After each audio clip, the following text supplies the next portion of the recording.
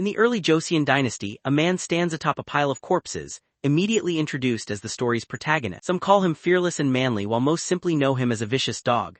Among the martial artists of Joseon, he earns a fearsome reputation. Flashbacks reveal him cutting through groups of enemies in the frozen mountains, surviving countless battles with nothing but his overwhelming strength. His ruthless nature and complete lack of mercy make one thing clear: he remains alive because he is unbelievably powerful. Unable to control his violent temper, his sect eventually sends him into military service. Left to fight on the northern frontier, he slaughters thousands of Jurchen warriors, making him more valuable than an entire army. As another battle unfolds beneath a crimson sky, he leaps through the battlefield and cuts down every opponent in his path. Although the Joseon military welcomes his unmatched strength, his temper never changes. Another flashback shows him storming a palace, breaking through its front gate before defeating a general. Whenever angered, he beats generals and high-ranking officials without hesitation, making his military career short-lived. Eventually, the troubled king assigns him as an escort officer for an envoy traveling to the Ming dynasty. He leaves Joseon, and after that, only scattered rumors remain about his whereabouts. The story then shifts to his new life. He enjoys enormous portions of meat, washes them down with bottles of milk, and lives far differently than he did in Joseon. Hearing people talking nearby, he casually wonders if someone is speaking badly about him. As he looks over a mountain of chicken bones,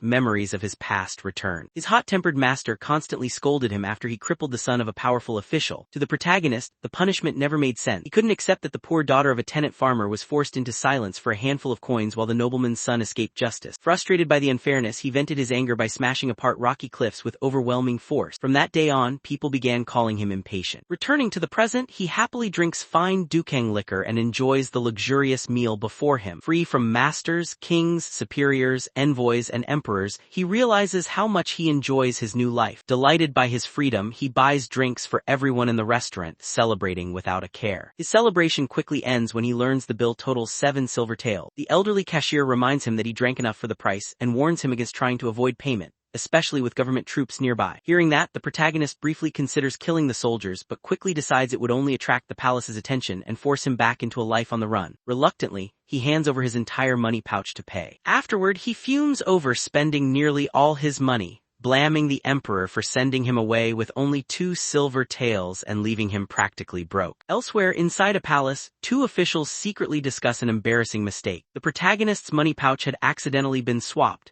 and instead of receiving a proper reward, he was given one containing only 2 silver taels. The man in red is horrified that the mix-up involved mere silver instead of gold and is left speechless by how ridiculous the mistake is. The following day, the protagonist meets an elderly man in a purple robe for a private interview regarding an escort mission. Learning that this is his first escort job, the old man studies him carefully. He remarks that the protagonist doesn't look like a thief or a bandit but quickly notices his blunt attitude. Although he finds his manners incredibly rude, he decides it isn't important. The old man explains that the mission will last 15 days and pay 20 silver taels upon arrival, with lodging, meals, and medical expenses fully covered. The protagonist considers the payment worthwhile but dismisses any concern about injuries, insisting he won't get hurt. The old man warns that everyone thinks the same at first and reminds him that while injuries are covered, death comes with no compensation. The protagonist remains completely unconcerned, leaving the old man hoping he can keep that confidence. With the arrangements complete, the old man tells him they will depart the next day and offers him a room for the night before asking his name. After a brief pause, the protagonist introduces himself as Park Seyoung,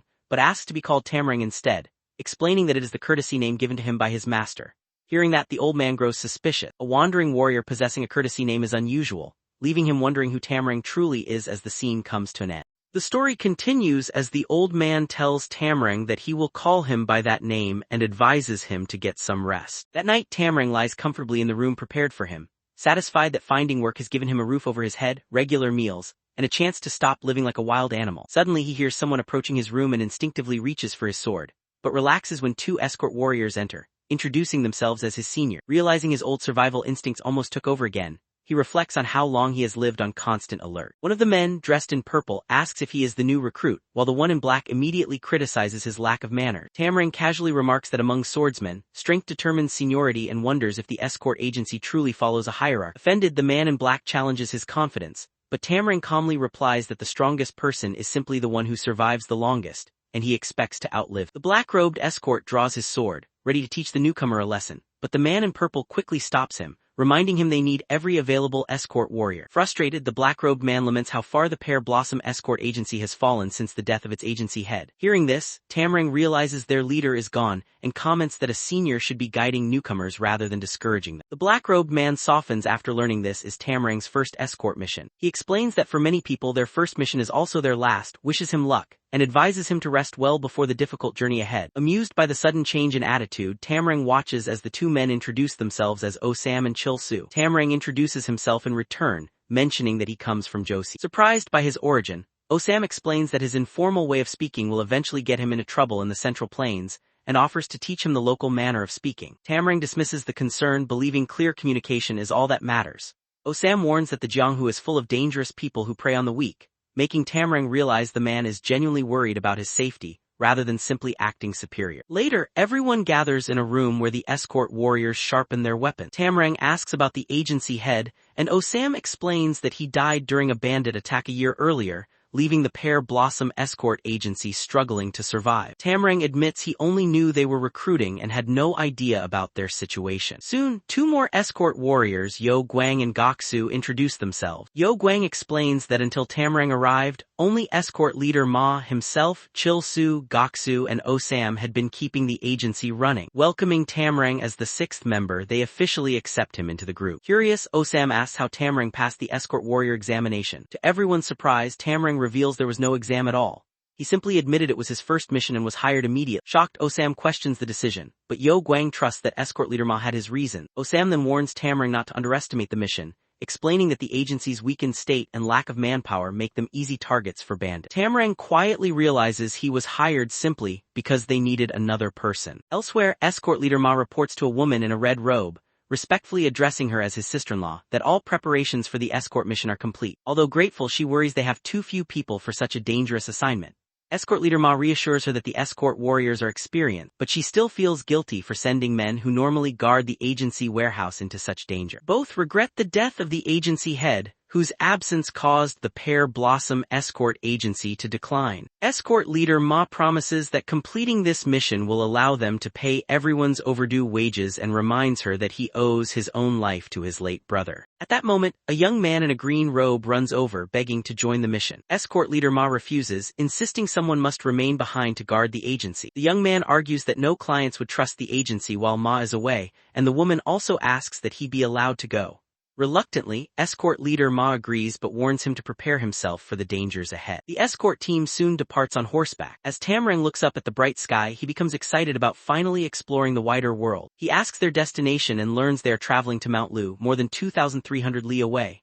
Rather than feeling discouraged, Tamrang becomes even more excited, seeing the journey as an opportunity to earn money, enjoy free meals, and travel at the same time. Escort leader Ma simply tells him to stay in formation and focus on the mission. After traveling for some time, Yo Guang suggests taking a short break before night travel becomes more difficult. Escort leader Ma agrees and orders everyone to rest. During the break, escort leader Ma offers tea to the Merchant King, and admits he did not expect him to personally accompany the shipment. The Merchant King explains that, like the Pear Blossom escort agency, the Wang family textile shop has risked everything on this escort mission, leaving him unable to stay behind. Escort leader Ma remarks that it has been years since such a large silk transaction had taken place. The Merchant King reveals that with the Mount Lu silk market reopening after a decade, he decided to seize the opportunity. Escort leader Ma says he suspected the cargo was silk as soon as he heard their destination. The Merchant King apologizes for keeping the details secret, explaining that very few people know about the deal. Escort leader Ma assures him that the mission itself is opportunity enough and promises they will not disappoint. The Merchant King responds that he entrusted the shipment to the Pear Blossom escort agency because he trusts escort leader Ma personally. Listening from a distance, Osam quietly complains that the Merchant King only hired them because they were the cheapest option. Yo Guang reminds him that both sides are acting out of necessity and that neither is wrong. Although still frustrated, Osam accepts the explanation and promises to watch his words after Goksu playfully teases him. Suddenly, everyone hears a suspicious noise coming from the nearby forest and immediately becomes alert. Escort leader Ma asks Yo Guang if he found anything, but after searching, Yo Guang reports there is no one nearby and asks whether scouts should be sent out. Escort leader Ma refuses, unwilling to risk losing more escort warriors when they are already short-handed. Concluding it was probably nothing more than the wind shifting loose gravel, He orders the group to rest for half a shichen before resuming the journey, and Yo Guang relays the order to everyone. Unlike the others, Tamrang remains convinced that someone caused the sound. Claiming he needs to step away briefly, he ignores Oh Sam's suspicion and heads toward the forest. Once he reaches the area, he confirms someone had indeed been there. Moments later, two men suddenly leap from the bushes. The instant Tamrang sees them, he recognizes them as members of an assassination squad, including a soul-chasing tracker. Realizing pursuers have been secretly following the escort group, he prepares to face them alone. The scene opens as a man rushes into the imperial palace, shouting that they have finally found him. Seated on his throne in a luxurious golden robe, the emperor immediately asks where he was found. The man kneels and reports that he was last seen traveling from southern Hebei toward Shanxi. The emperor quickly asks whether that means they no longer know his current location. The man explains that a unit leader from the eastern depot is secretly following him because he keeps changing location. Hearing this, the emperor asks whether they actually put someone on his trail. When the man confirms it, the emperor asks whether the one tailing him is someone whose death would not matter. Confused, the man asks what he means. The emperor clarifies that he is referring to the person conducting the surveillance. The man explains that the tracker is a unit leader from the Southern Hebei mission squad who originally served in the assassination unit. So even if he were killed during the mission, it would not be considered a major loss. The emperor is immediately alarmed. He realizes that using someone from an assassination squad could easily make their target misunderstand his intention. The man hurriedly apologizes for his poor judgment and says he will immediately order them to end the pursuit to avoid any misunderstanding. However, the emperor stops him.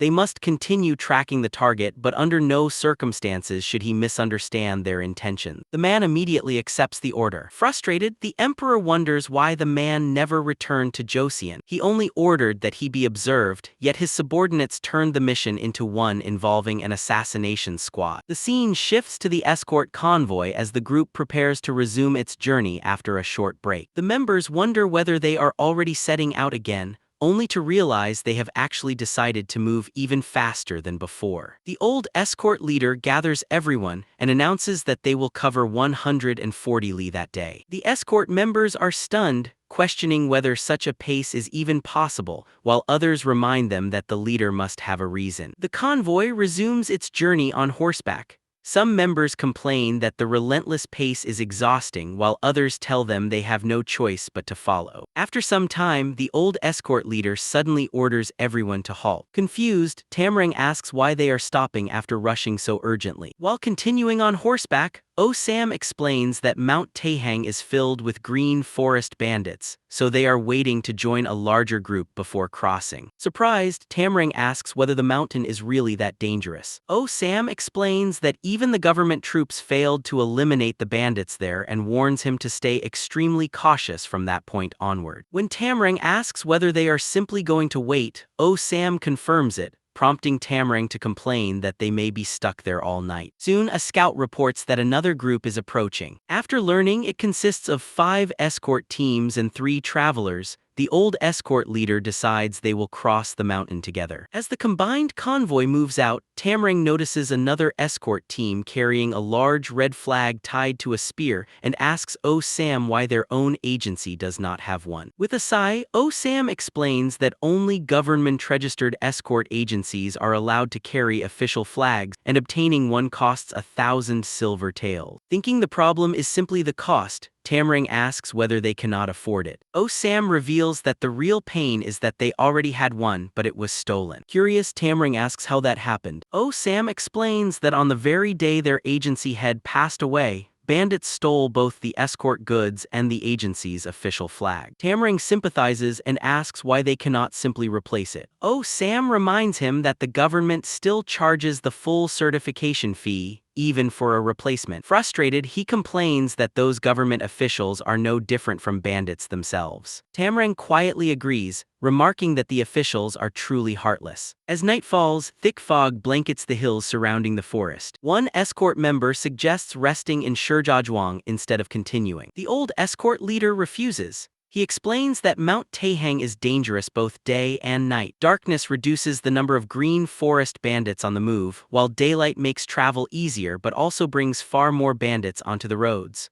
For that reason, they will cross the mountain under the cover of night. As the convoy enters the fog, Tamrang suddenly hears movement deep within the forest. At first, he suspects they are being pursued, but the heavy footsteps convince him it is something else. His expression hardens as he quietly warns Sam to stay alert because something feels suspicious. Suddenly, an arrow strikes one of Chil-Su's companions while he is riding. Distracted by the attack, Chil-Su is hit moments later, an arrow piercing his chest. Sam cries out in alarm and rushes toward him, but Tamrang immediately stops him, warning that several more enemies are hidden nearby and that charging in alone will only get him killed. The escort warriors quickly draw their weapons as chaos erupts around them. Realizing they have walked straight into an ambush, Tamrang watches as the bandits pursuing the convoy reveal themselves and launch a full-scale attack. The escort members panic as experienced green forest bandits overwhelm them. One bandit even restrains an escort warrior with an arm around his neck while pressing a sword against his throat, making it clear they are seasoned fighters. Amid the confusion, the old escort leader orders everyone to protect the escort goods.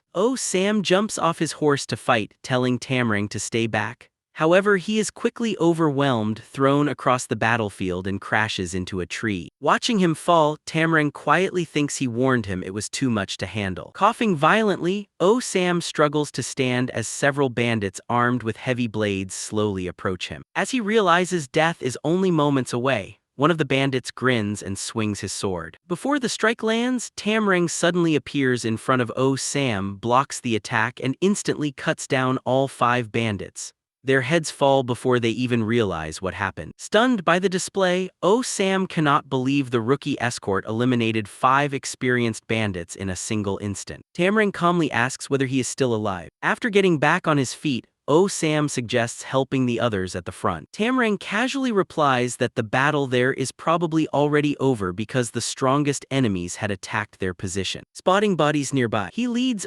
Sam toward the front where they find several injured escorts. Despite suffering heavy casualties, the convoy has successfully driven the bandits back.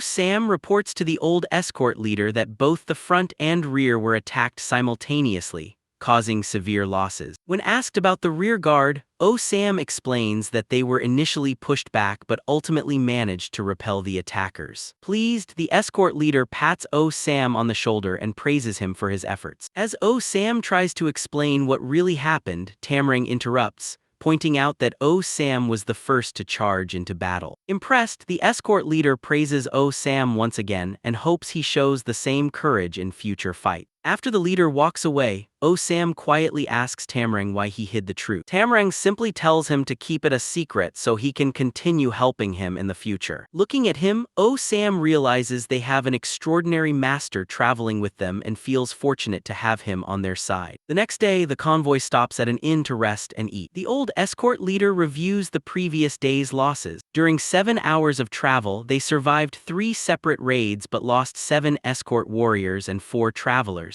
The only consolation is that the Pear Blossom Escort Agency suffered no casualties. Someone asks about Chil-Su's condition. The escort leader explains that his injuries are not life-threatening, but he is unable to continue the journey. Chil-Su will remain at the infirmary and rejoin the convoy after recovering. After everyone finishes eating, the escort leader announces a 3-shichen rest before departure, and the escorts acknowledge the order. From a distance, the escort leader notices Tamrang enthusiastically devouring his meal and sighs, wondering how someone he considered a useless freeloader has remained with the group. Overhearing the comment, Sam looks toward Tamrang before walking over to him.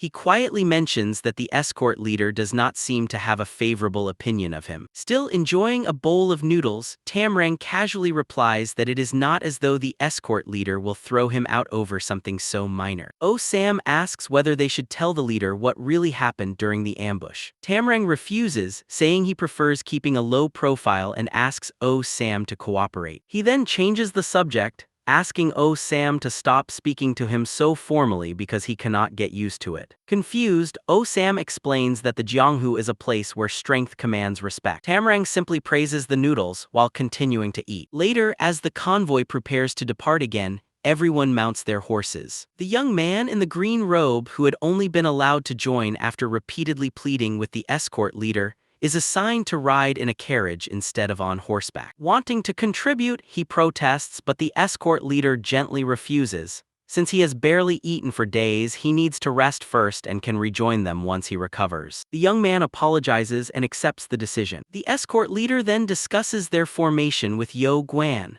With 5 wagons carrying escort goods, each ideally requires a guard, but their reduced numbers make that impossible. Yo Guan suggests giving up direct protection for 1 or 2 wagons. The escort leader agrees and decides to concentrate their strongest forces at the front, rear, and center wagons instead. Yo Guan further suggests placing the resting escort warriors inside the center wagon so they can quickly respond if another emergency arises. Approving the plan, the escort leader says 2 people should rest first. When asked who should take the first shift, he assigns Yo Guan and Oh Sam. Yo Guan proposes pairing Oh Sam with Tamrang instead, explaining that although Oh Sam is not among their strongest fighters, surviving the ambush at Mount Taehang proves Tamrang must have supported him. He asks whether the escort leader truly believes Oh Sam defeated more than 10 green forest bandits entirely on his own. After considering the suggestion, the escort leader agrees to follow Yo Guan's recommendation before ordering everyone to move out. As the convoy resumes its journey, Yo Guan watches Tamrang standing beside one of the wagons and quietly concludes that, despite his lack of manners, he is strangely dependable. For the first time, Yo Guan begins to suspect that Tamrang is far more than an ordinary rookie escort and that his hidden abilities may become the convoy's greatest advantage.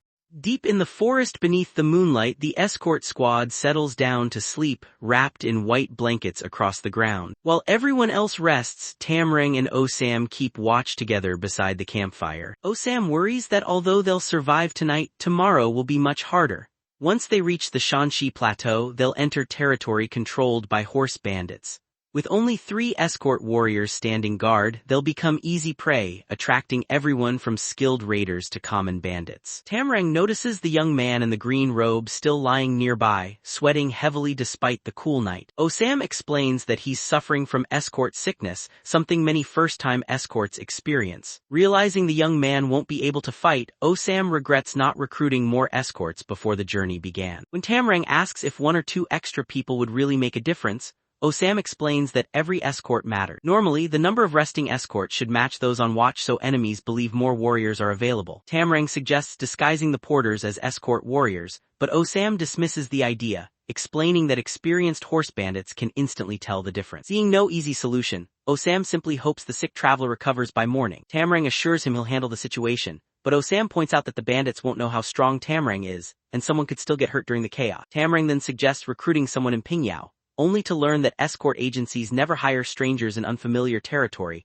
because it's far too dangerous unless there's someone already know. Thinking quietly to himself, Tamrang excuses himself from the camp, claiming he needs to relieve himself. Oh Sam reminds him that being 1 person short is the most dangerous moment during the night watch, but Tamrang brushes off the warning and walks into the darkness. After moving a short distance away, Tamrang finds someone pretending to sleep in the grass. He nudges the figure with the sheath of his sword and calmly orders him to get up. When the man continues pretending, Tamrang steps on him and gives him one final choice: either stand up or lose his head. The stranger immediately jumps to his feet. Dressed in a black robe with long black hair, he nervously laughs and tries to pass the meeting off as a coincidence. Tamrang dismisses the excuse, telling him he's offering him a job and ordering him to follow. When the man hesitates, Tamrang draws his sword and warns that refusing means returning home without his head. Knowing Tamrang always keeps his promises, the terrified man the black-robed man is terrified and immediately agrees to take the job rather than risk losing his head. Tamrang brings him back to the camp and introduces him to Oh Sam as someone he knows who happens to be looking for work.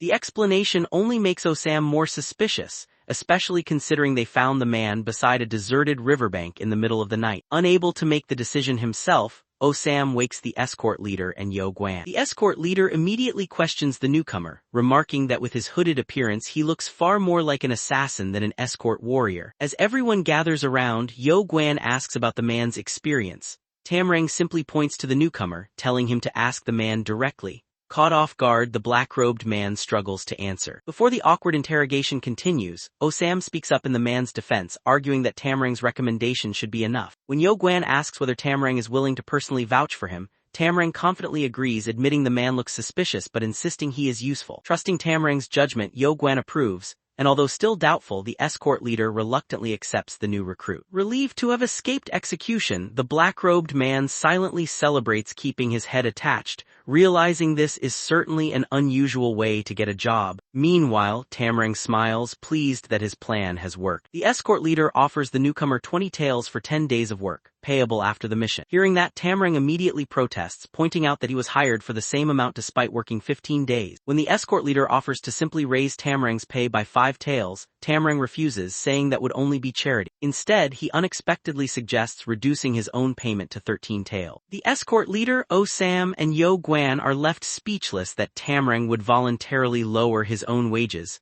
but the escort leader eventually agrees. As they walk back toward camp, the escort leader privately asks Yo Guan why he trusts Tamarang so much. Yo Guan admits he can't explain it logically, but Tamarang gives him a strange sense of security. For some reason, he feels that everything will turn out fine as long as Tamarang is with them. The following morning, the convoy resumes its journey across the Shanxi Plateau, surrounded by towering yellow clay canyons beneath the bright morning sun. Osam sleeps soundly in the carriage while Tamarang sits on top, quietly taking in the scenery. Riding alongside them, Yo Guan warns Tamarang that the plateau is known for its fierce dust storms and advises him to cover his face. Tamarang, however, questions why they're moving so slowly. Yo Guan explains that the heavy escort goods limit their speed and pushing harder would save very little time. As a massive cloud of dust rises ahead, Tamarang calmly points out that it wasn't caused by the wind. Osam wakes up and dismisses it as an ordinary dust storm, but Tamarang immediately realizes the truth. Smiling to himself, he concludes that the horse bandits are approaching and looks forward to having a serious conversation with them. Immediately agreed. The scene opens inside the imperial palace, where the emperor, dressed in luxurious golden robes, speaks with the commander-in-chief. He asks whether they have found the man who disappeared just before the martial arts tournament. The commander confirms he is referring to Gu Ryong, the former guerrilla general of the Shanxi Protection Guard who was branded a traitor. The emperor remarks that someone with such a massive build shouldn't be difficult to find. The commander apologizes, admitting they still have no clear trace of his whereabouts, but rumors claim Gu Ryong witnessed the incident back then, found it amusing, and even went out of his way to visit the inn where Gu Ryong had been staying. The emperor says that sounds exactly like him and admits that, if not for his terrible temper, they could have been friends. Dissatisfied with the Eastern Depot's performance, he orders the commander-in-chief to personally locate Gu Ryong and find out why he never returned to Joseon. As the commander accepts the order, the emperor smirks, believing that if Gu Ryong ever crossed paths with Tamarang, it would be quite a sight. The scene shifts back to the escort convoy as it travels through the Shanxi Plateau. Suddenly, a massive cloud of dust blocks their path. Yo Guan quickly realizes they've been surrounded by a large group of horse bandits. When the escort leader asks why the bandits are heading toward the rear guard instead of the main convoy, Yo Guan explains that the rear guard told them to keep moving while they handled the situation. Trusting their judgment, the escort leader orders everyone to whip their horses and continue at full speed. As the horse bandits charge toward the rear, Tamarang calmly stands at the front. One of the bandits confidently mocks the escorts, but their leader suddenly notices Tamarang among them. The moment he recognizes him, his confidence vanishes. Shocked, he shouts Tamarang's name and immediately orders every horse bandit to turn around and retreat. The entire group flees at full speed without looking back. Watching them escape, Tamarang is annoyed that their leader is running away, while Osam is left speechless, amazed to see a group of horse bandits charge in so confidently only to retreat in an instant. As the bandits desperately flee, their leader panics, convinced that this might be the day he dies. Chasing after them on horseback, Tamarang orders him to stop, warning that if he keeps running, he'll snap his neck first. The horse bandit leader panics and refuses to stop, convinced that the moment he does, he'll die. He orders his men to run for their lives, warning that if Tamarang catches them, they'll all end up buried alive. The horse bandits continue widening the gap as Tamarang's exhausted horse gradually loses speed. Frustrated by its lack of stamina, Tamarang glares at the fleeing leader before suddenly abandoning the horse altogether. With a single leap, he launches high into the air and closes the distance in an instant. The horse bandit leader looks back just in time to see Tamarang descending on him, leaving him frozen in terror. Tamarang crashes down with a powerful kick, blasting the leader off his horse. As Tamrang lands, a violent gust of wind and dust erupts across the battlefield. The other horse bandits can only stare in horror while their leader and his horse crash to the ground together. Folding his arms, Tamrang casually walks over and greets the fallen leader as if meeting an old acquaintance. The terrified bandit nervously pretends not to know who he is, but Tamrang immediately calls out the lie, pointing out that no one would flee like that from a stranger. He orders the man to stop making excuses and answer his question. The frightened bandit quickly agrees. Tamrang remarks that he looks like an ordinary bandit. The man hastily corrects him by saying he's a horse bandit, but one cold stare from Tamrang is enough to make him instantly admit that he's simply a bandit. Tamrang then asks whether he also kills innocent people. Horrified by the accusation, the former general insists he has never taken an innocent life. Although he became a horse bandit, he swears he has never killed recklessly. Tamrang questions why a former general would settle for stealing instead of earning an honest living. Breaking into a cold sweat, the bandit admits that, as a convicted traitor, he never had much of a choice. Hearing that, Tamrang suddenly asks whether he would accept a proper job if one were offered. The bandit immediately says he would, but insists no one would ever hire someone guilty of high treason. Smirking, Tamrang tells him such a place does exist. The bandit can hardly believe it, repeatedly reminding him of his criminal status, but Tamrang calmly confirms that he already knows. Still lying on the ground, the bandit cautiously asks whether the job involves assassination. Tamrang immediately scolds him for making such an assumption before telling him he already has a job waiting and ordering him to come along. When the bandit hesitantly asks what happens if he refuses, Tamrang casually replies that he'll simply dig a hole and bury him alongside the others. The threat freezes every horse bandit in place. Terrified, their leader immediately agrees to do whatever Tamrang wants. Looking at the rest of his men, he wonders what should happen to them, but before he can decide, they all volunteer to join as well, promising to do whatever it takes. Satisfied, Tamrang orders everyone to follow him and the entire group obediently falls in line. The scene ends with Tamrang unexpectedly recruiting the horse bandits as potential new members for the escort squad. The scene opens with Osam expressing doubts about recruiting former horse bandits as escort warriors. He worries that if customers ever discover their true identities, no one will trust the escort agency with their valuables again. As he speaks, the group of horse bandits stands nearby, anxiously waiting for a decision. Tamrang argues that despite the risk, recruiting them would solve their manpower shortage immediately. Osam admits that's true, but believes the escort leader would never approve. Standing beside Tamrang and the black-robed man, he quietly asks whether the horse bandit leader can really be trusted. Tamrang confidently replies that the man isn't beyond saving. He explains that despite his past, the former general isn't completely corrupt and even admits that he shares some responsibility for the path the man ended up taking. Surprised, Osam asks what he means, but Tamrang brushes it aside, saying it's a long story and asking him to let it go. Osam accepts the answer, acknowledging that everyone has a past they'd rather keep hidden. However, Osam then points to the remaining horse bandits, worrying that letting them go could simply allow them to hurt more people in the future. After thinking for a moment, Tamrang turns to the horse bandit leader and asks about the men following him. The leader explains that every one of them once ruled their own mountain stronghold. Curious, Tamrang asks how they all ended up serving under him.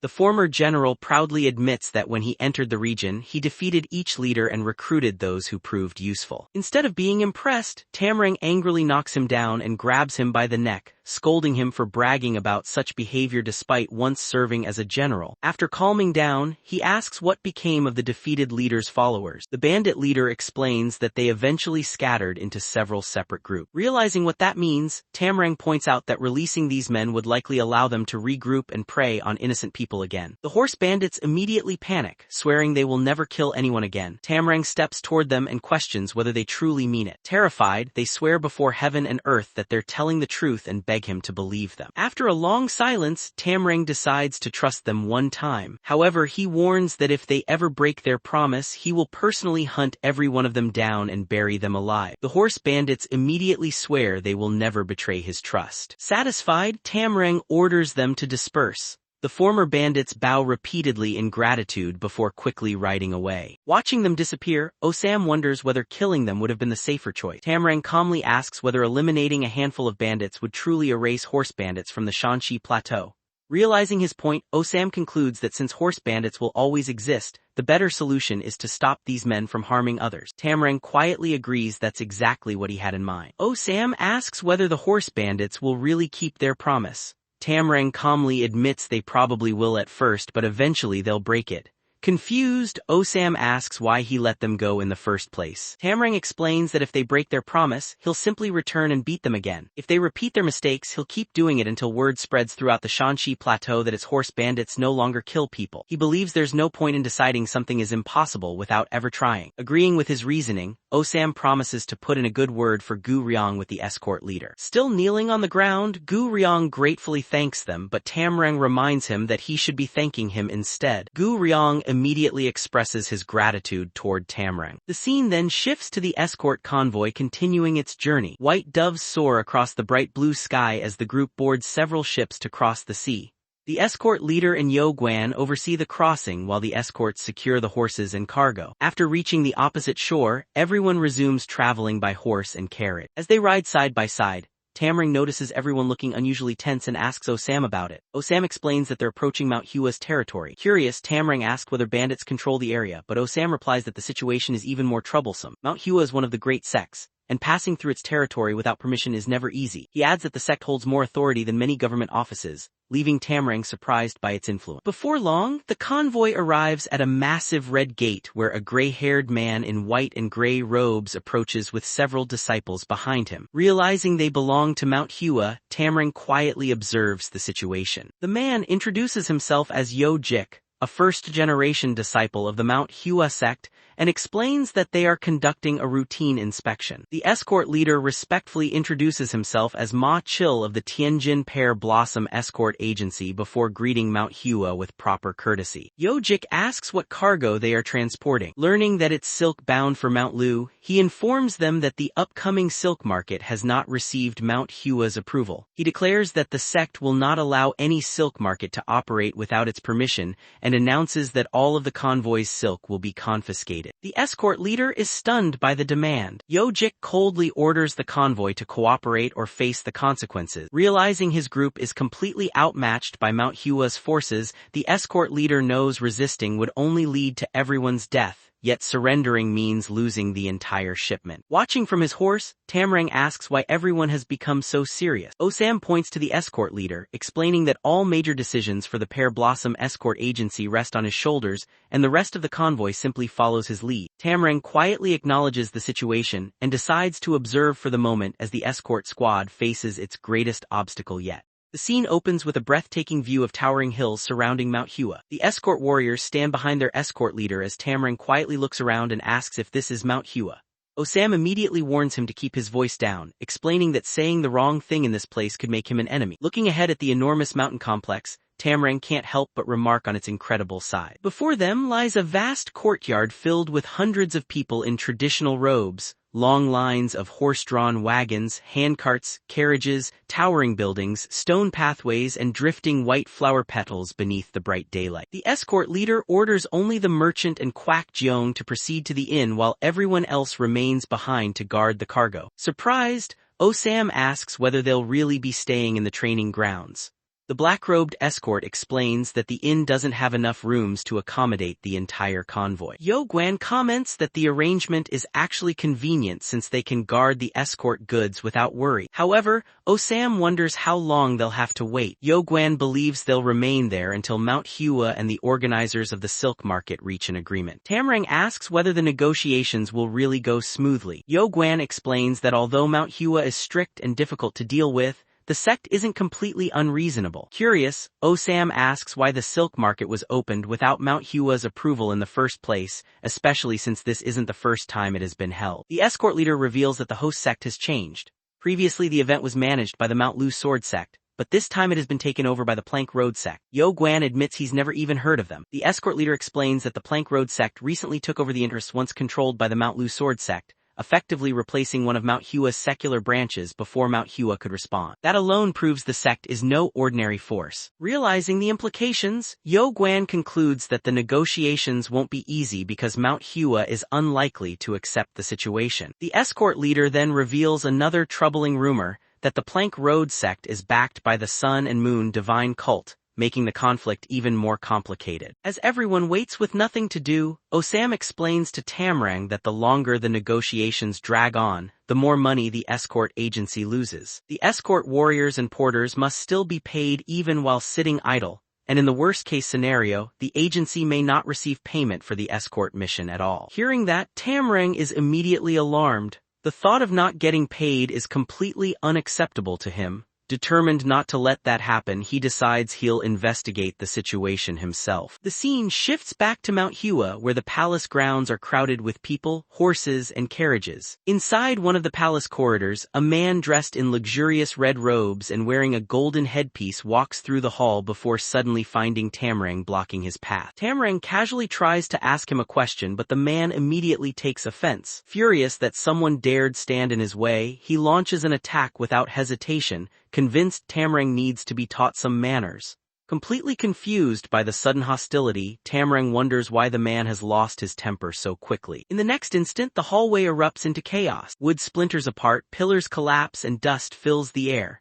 By the time the debris settles, the red-robed man is nowhere to be seen. Brushing the dust from his hands, Tamrang grumbles about running into an annoying nuisance before walking away, still searching for Manhwa's sect leader. Elsewhere inside the palace, the injured red-robed man reports that he was ambushed by someone from Manhwa. His face is bruised, with cotton stuffed into his nose to stop the bleeding. Another man questions him about the attack, asking whether he recognized the attacker's martial arts uniform. The injured elder admits he remembers seeing the attacker's face, but before he could react, everything flashed before his eyes and the fight ended instantly. Realizing the elder was defeated in a single blow, the other man is left speechless. He struggles to believe that someone capable of overpowering the feared massacre ghost demon, Gilsam, so effortlessly could even exist. At the same time, he finds it strange that the attacker spared his life. If Manhwa had truly been responsible, he believes they would have finished the job. The injured elder sarcastically asks whether the man is disappointed that he survived. Startled, the man immediately denies it and explains that the only person in Manhwa capable of defeating him so easily would be Sanghyonya,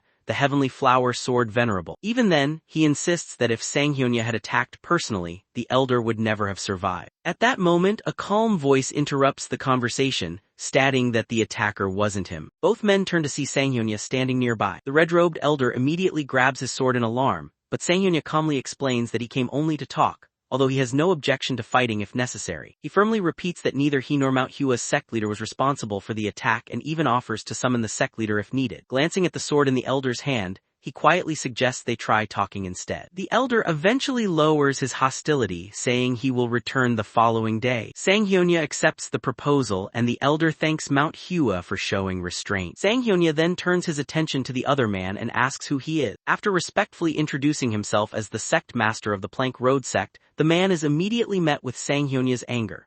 Recognizing him as the one who crushed Manhwa's secular branch, Sanghyonya glares at him with overwhelming hostility, leaving the sect master shaken by the immense pressure. The scene ends with no one discovering that Tamrang was actually the one who defeated the red-robed elder in a single strike, while tensions between Manhwa and the Plank Road sect continue to rise.